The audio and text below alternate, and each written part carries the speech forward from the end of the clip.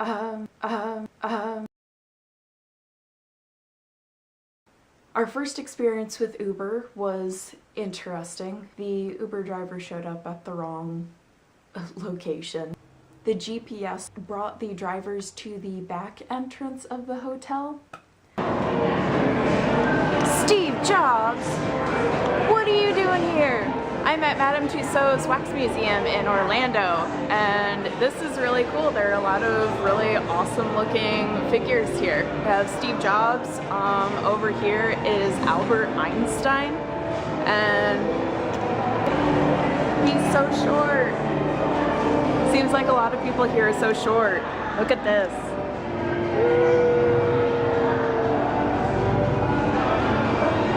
I'm like a Sith Lord. Hey guys, so I just finished up at Madame Tussauds, and to be honest, I was a little disappointed. When Mom went to New York, she went to the Madame Tussauds there and said that it was just absolutely amazing. And so I was expecting a bit more. The thing that I was most disappointed about was that Taylor Swift wasn't there. I'm guessing she was having repairs done or something, but her statue is not up, and I'm so disappointed about that. I really wanted to see her statue. Hey guys, so I just got back from the Titanic experience, and it was super cool. I wish that we would have had more time to tour the actual museum. Night starts off with snacks to have. The characters will come around and talk to people.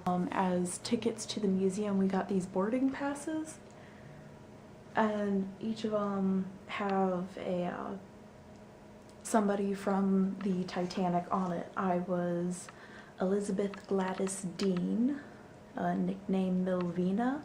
I am 9 weeks old from Southampton. And during the dinner, the characters would come around to different tables to talk to different people, and the memories of the actors was incredible. They would remember who each of us was. I was a baby, and they would remember that. Maybe not necessarily the names of everybody's, but they knew what class each person was in. And the actors and actresses were just great. They were very in character and had a mindset of the time where, like, my character was in 3rd class, and even though it was a baby, she was still in 3rd class, and so I was seen as being like a lowly peasant. My mom's character was in 1st class, and so she was treated better than I was. They explained different things that happened that night. The engineer who oversaw the building of the Titanic did not want to push the vessel as fast as someone else did, and so he was saying, like, turn on the last 4 boilers, and the engineer was very reluctant, but I guess eventually he did light the last 4 boilers to make the ship go faster, just to appease this man. Something that I found very interesting, but because they turned at an angle and it gouged the side, then the water was able to rush into multiple compartments where it was too late that the ship was destined to sink. Whereas if it would have hit front first, then they would have been able to shut off that section and the ship would have been fine. The lesson to be learned here is to face your problems head on, and after the dinner, we followed the engineer out to the grand staircase again, and he explained different features. Like, there's a hidden music box, and then a couple of the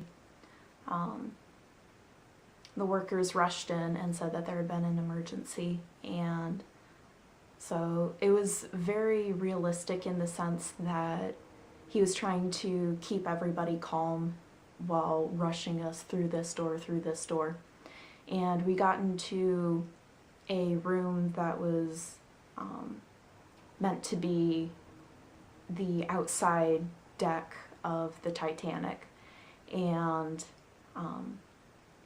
it was very cold in there. They wanted to make it realistic as to the temperature that it would have been when the passengers on the Titanic were there. And the next room that they brought us to had 4 glass panels with different names on them. There was one for first class, second class, third class, and then the workers.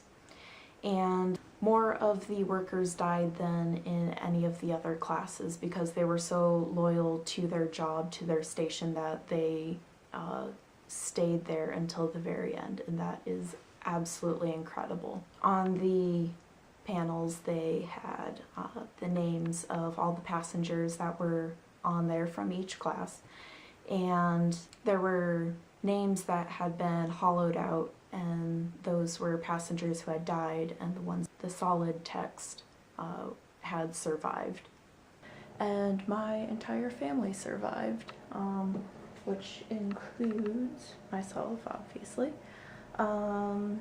my father and mother, and my brother. And then they had this giant block of ice, I guess. It wasn't really ice, but it was meant to be like that, and so you could put your hand on it and it would give you the feeling of what it would have been like to have been in the Atlantic Ocean at that time. It was that cold. And there was actually a piece of the Titanic that had been treated in some way, and so you were able to touch it. So I actually touched a piece of the Titanic from like over 100 years ago. That's cool. Yeah, this concludes day 2, and tomorrow we're headed to Universal Park. Alright, I'll see you then.